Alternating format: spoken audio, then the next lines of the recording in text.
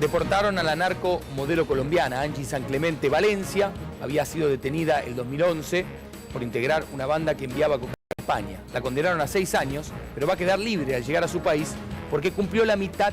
Comenzó esta mañana en los tribunales de Comodoro Pi el juicio a la modelo colombiana Angie San Clemente Valencia, también a otras 5 personas acusadas de intentar traficar droga rumbo a España desde el aeropuerto internacional de Ezeiza. Estos son los detalles. Yo soy una niña que simplemente quiso cumplir un sueño y no pensó que iba a perjudicar a nadie. It's really laughable for a person who built a formidable empire of narco-trafficking to say they didn't think it would harm anyone. They're either truly ignorant or they decided to say something stupid on purpose. That was the stunning beauty queen, Angie San Clemente Valencia, the woman whose ambition took her from poverty to a life of glamour. But behind the scenes, she was also the leader of one of the world's largest illegal substance trafficking rings. Now, how did this woman go from being a model to a narco queen? Let's find out in this video.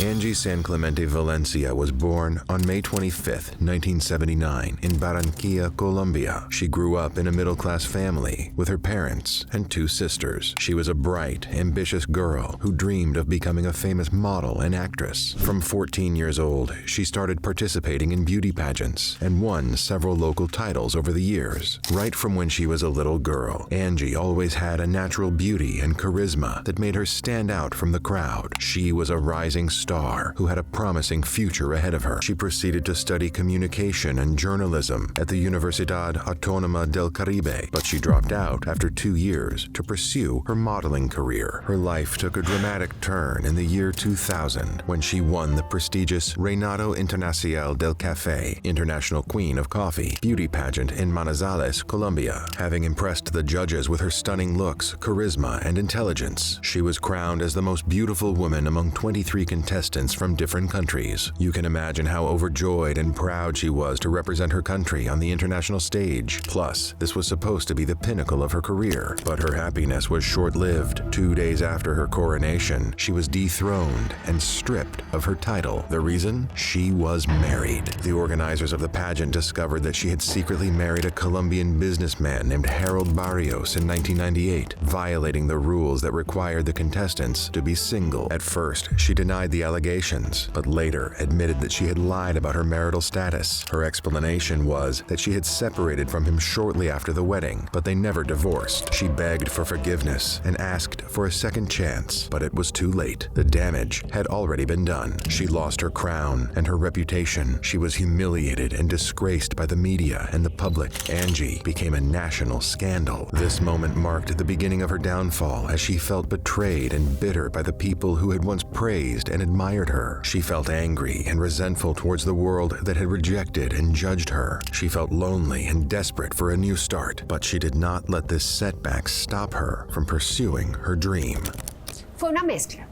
La ambición, yo fui muy ambiciosa y la ambición rompe el saco, empezando. ¿Y cuál era tu ambición? So she decided it was time to leave Colombia and move to Mexico, where she hoped to find new opportunities and a new life. But little did she know that this decision would lead her to a darker and more dangerous path than she ever imagined. In 2005, she moved to Mexico, where she continued her modeling career. This time, she was determined to prove herself as a model and an actress and regain her lost fame and glory. Yo soy una niña que simplemente quiso cumplir un sueño y no pensó que iba a perjudicar a nadie. Fortunately for her, she already had the natural beauty and charm, so she quickly caught the eye of many agents, producers, and directors who offered her lucrative contracts and roles. Everything seemed good with her, and she had everything she ever dreamed of: fame, fortune, and happiness. It was during this time that she got romantically involved with a man who would change her life forever. He was known as the Monster, a powerful and wealthy narco lord who controlled a large network of illegal substance trafficking from Colombia to Europe via Mexico. The Monster was also involved in other criminal activities such as money laundering, kidnapping, extortion, and murder. He was notorious for his violence and cruelty, as well as his lavish lifestyle and extravagant parties. Angie's beauty and charm attracted him to her, and Angie, on her side, fell for the lifestyle and status he offered. So they hit it off right away and started a passionate relationship, which also got Angie involved in his illegal substance substance trafficking empire. At first, everything was great. They did business together. They had fun. They traveled. They were in love. However, things soon took a dark turn when the couple fell out and separated afterwards. Angie decided it was time to take a walk and build her own illegal substance trafficking empire. She started by contacting some of her former associates from the time she was still with the monster, and together they formed her own cartel. Soon she moved to Argentina, where she set up her base of operations, and it was around this time she met her new partner in crime, Nicholas Gualco. Together they recruited other young models as mules, paying them upwards of $5,000 per trip to transport illegal substances from Argentina to Europe via Mexico. She used her contacts in the fashion industry and the airport security to facilitate her operation. Angie referred to her mules as her unsuspicious, beautiful angels, who could easily pass through customs without raising any suspicion. She targeted high-end markets such as London, Paris, Milan, and Madrid, where she charged up to $15,000 for a pound of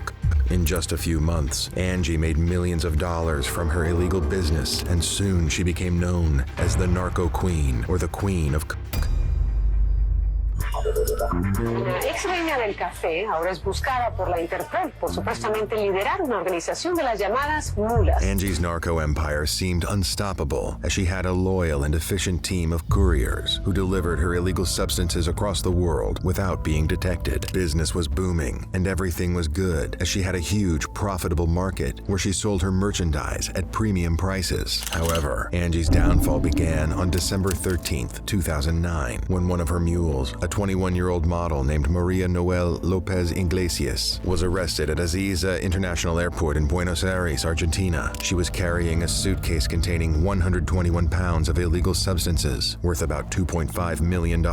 Upon her arrest and interrogation, Maria confessed that she was working for Angie, whom she knew as Angie Valeria Santana, or Angie Valeria Valencia. She revealed that Angie had recruited her through Facebook by offering her a modeling job in Europe and paying her $5,000 for each trip. According to her, Angie would instruct her to fly to Cancun, Mexico, where she would meet another person who would give her the merchandise and tickets to Europe. Based on Maria's testimony, the authorities launched an investigation and issued an arrest warrant for Angie. They also arrested 3 other suspects: Nicholas Gualco, Angie's boyfriend, Gustavo Paez Arneses, an airport employee, and Daniel Monroy Miranda, a Mexican national who supplied the merchandise. With these arrests, the authorities seized more evidence that linked them to the narco ring, such as phone records, bank transactions, and confessions from other models who had worked as mules for Angie. However, finding Angie was not easy. She had changed her appearance by dyeing her hair blonde and wearing contact lenses. She had also used false names and documents to evade detection.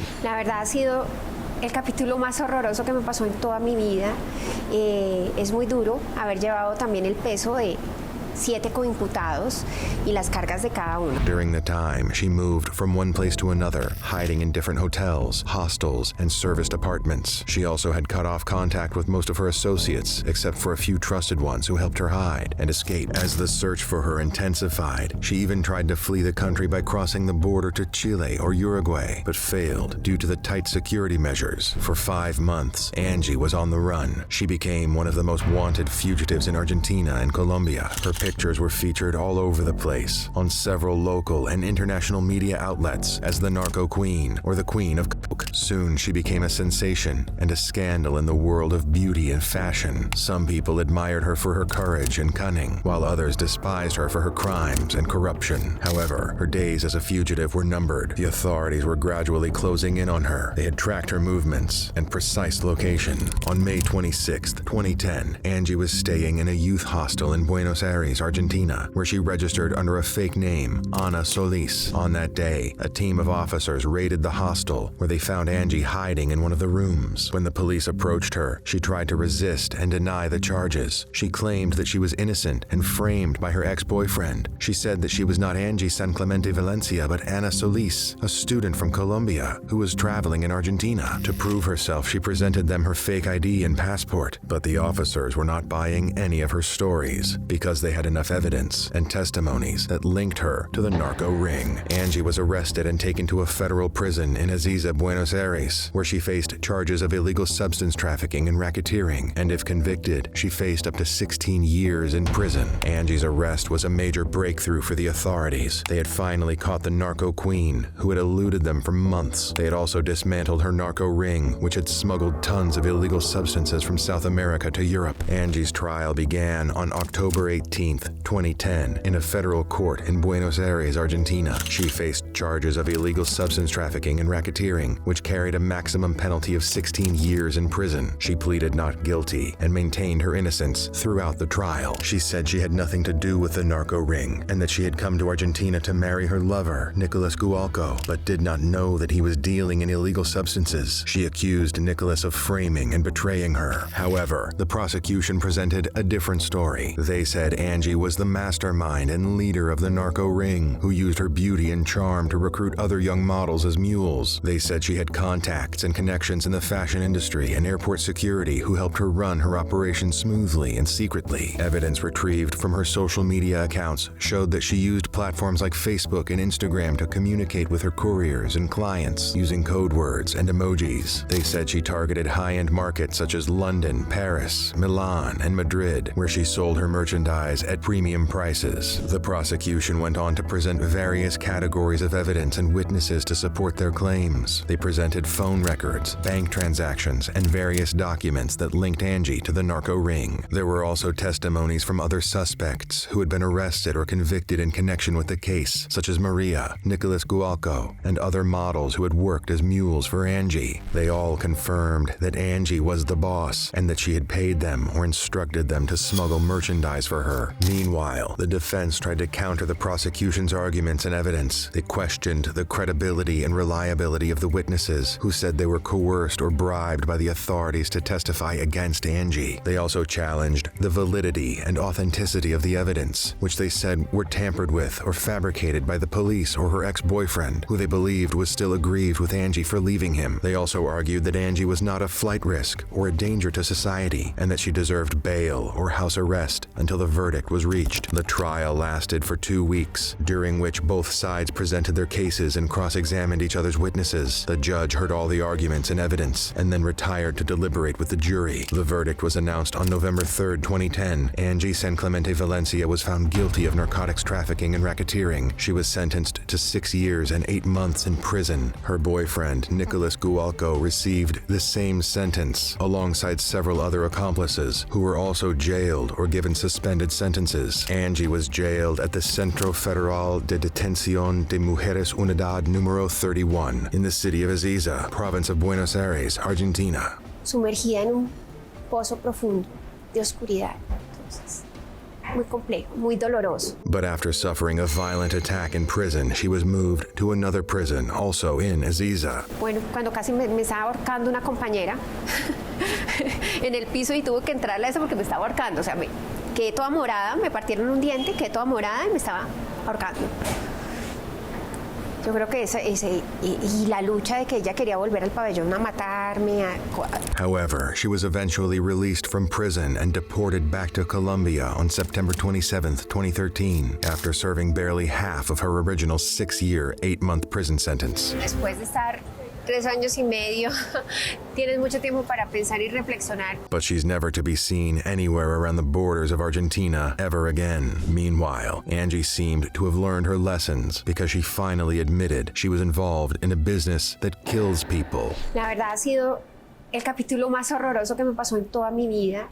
Es muy duro haber llevado también el peso de 7 coimputados y las cargas de cada uno. Realmente creo que yo también me las busqué.